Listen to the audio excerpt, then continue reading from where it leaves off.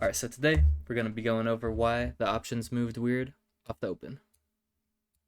So we got VIX, which is the volatility index, and when VIX is high, the market makers increase the options premium using this thing called Vega,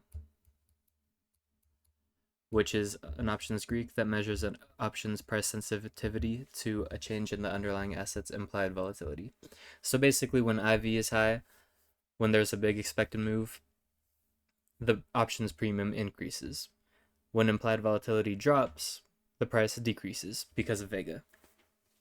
That's why you'll see when there's earnings around the corner for a stock, the options IV is through the roof because the market makers who are selling the options need to hedge for their risk. And I'll go over that another time. But anyways, so IV is up. IV is up. Very, very expensive. IV goes down. Options are cheap. So off the open, you see Tesla makes this big move right off the open. And ideally these would be going like 300%. But on the options premium chart, you see how the candles don't line up.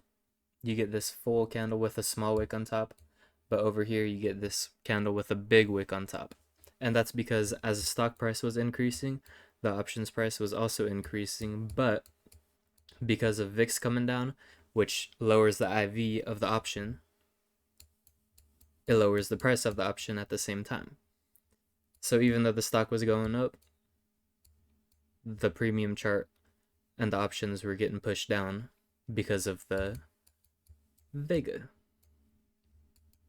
And then you'll see here, Meta, it was coming down off the 50 EMA for a dip and rip setup.